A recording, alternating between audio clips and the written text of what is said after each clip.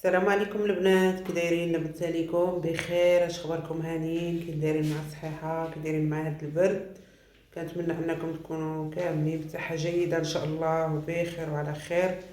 مرحبا بكم عندي مره اخرى في قناتي وقناتكم شهيوات فاطمه ام الياس. اليوم عندي لكم وصفه اخرى. كانت بقلي درت وصفه على الكحه الجافه او الحاده. اليوم ان شاء الله كذلك واحد الوصفة اخرى، يعني آه،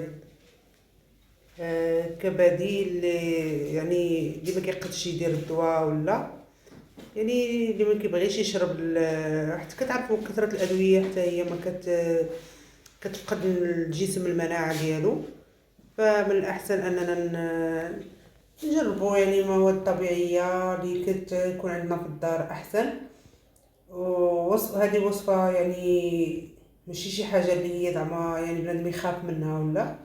فهي اصلا كتقوي المناعة كيف ما كتعرفوا. البصلة فهي مضاد حيوي، يعني دايرة بحال اونتيبيوتيك، والثومة كذلك. عندنا زيت البلدية وزيت الزيتون حتى هي كيف ما كتعرفوا صحية ومزيانة. يعني كاين مواد غير اللي هما يعني كيكونوا عندنا في الدار، يعني ديال البيت، ماشي شي حاجه زعما اللي هي خارجه من يعني ماشي طبيعيه. اليوم ان شاء الله عندي واحد الوصفه لكم حتى هي ديال الكحه، وكتنقي الصدر البلغم.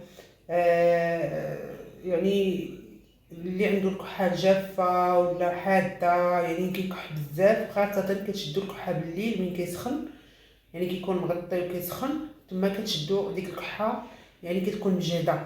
فهاد الوصفه هادي انا جربتها وعاود جربتها شحال من مره ليا انا، ودابا عندي الزوج ديالي راه مريض بالكحه، بغيت نديرها ليه باش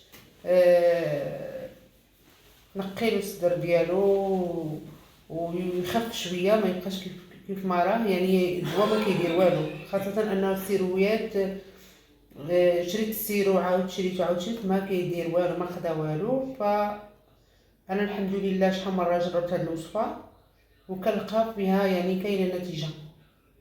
فحبيت نشاركها معكم بما انني درتها، قلت نشاركها معكم. اللي بغى يديرها فما عنده علاش يخاف. فهي وصفه سهله ويعني كتقوي المناعه، كتنقي الصدر، صحيه. كنتمنى انكم تتابعوا الفيديو حتى الاخير وتجربوها. غادي نمر معكم المقادير. شنو عندي هنايا؟ يعني شنو عندي في المكونات؟ عندي هنايا بصله، كما كتشوفوا البصله الحمراء، من الاحسن تكون بصله حمراء. عندي هنايا الخل، وعندي زيت الزيتون، وعندي العسل، وعندي الثومه. بالنسبه للبصل انا خديت غير نص بصله، يعني انا راني حكيتها قبل، غير نص بصله حكيتها قبل، وواحد الفص ديال الثوم بحال هكا يكون غير صغير، يعني حيت الثومه كيف ما كتعرفوا مجهده، يكون هذا الفص غير صغير، ما كبير ما صغير، يعني متوسط كيف ما كتشوفوا. حكيت هاد الثومه وديك نص بصله حكيتهم قبل باش ما نطولش عليكم الفيديو، وصفيتهم في الصفايه. ها هو كيف ما كتشوفوا عطاني هاد الكميه هادي. انا زدت فيها شويه ديال الماء، كيف ما كتعرفوا البصله والثومه مجهده، وبغيت نعطيها حتى لولدي، يعني سبق لي عطيتها له شحال من مره، يعني غير باش ما تجيش مجهده حتى هو كنعطيها ليه. وكنديروا نص معلقه ما كاملاش يعني صغيره ديال الخل، وزوج معالق كبار ديال الزيت، وجوج معالق كبار ديال العسل. غادي نبدا تحضير الوصفه، يعني السيرو، يعني كنحضر السيرو. غادي نضيف العسل زوج معالق كبار،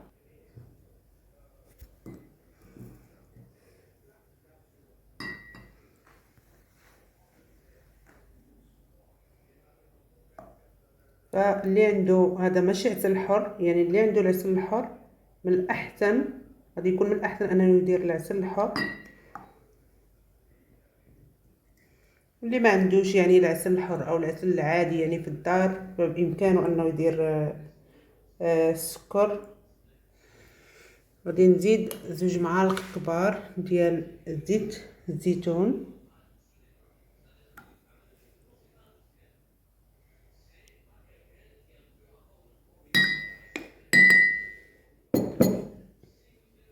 كيف ما قلت لكم معلقه صغيره مع عمراش ديال الخل،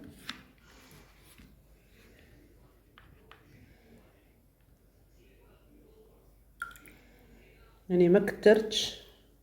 غادي نخلطهم مزيان.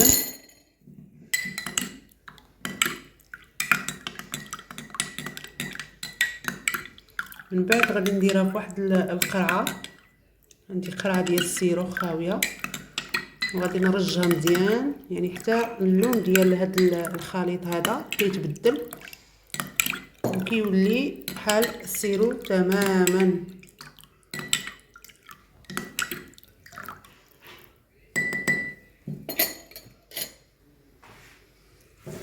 كيف ما كتشوفوا هاي القرعه اللي عندي، من الاحسن تكون قرعه زجاجيه. غادي نخوي هذه،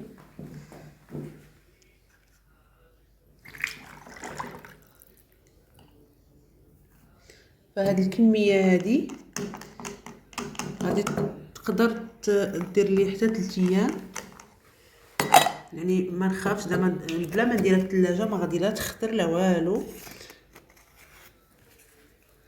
انا كنديرها حتى كتقاد لي، يعني واخا كتبقى 4 ايام 5 ايام ما كتخسر ما والو حتى كنكملها.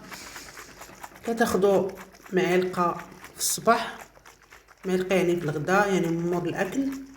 ولا هي من الاحسن بنادم حتى يجي ينعس وياخذ معلقه كبيره. بالنسبه للدراري الصغار كتقدري تعطيه معلقه صغيره، يعني انا عطيتها لولدي شحال من مره كتجيب نتيجه. كيف ما كتشوفوا كنرجها مزيان باش داك المكونات كيتخلطوا مزيان كينسجموا مع بعضياتهم. غادي نعاود نخويه هنا باش تشوفوا.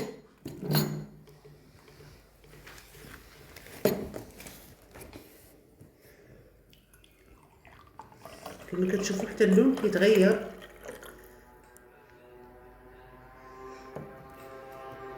كنتمنى انكم تجربوا هاد الوصفه، وكنتمنى الشفاء العاجل لكل واحد مريض بهاد الكحه.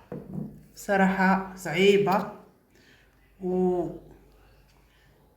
ما تبخلوش عليا بلايك واشتراك وتفعيل الجرس، وما تنساوش تبارطاجيوها مع احبابكم، العائله ديالكم، الاهل ديالكم، الاصدقاء ديالكم.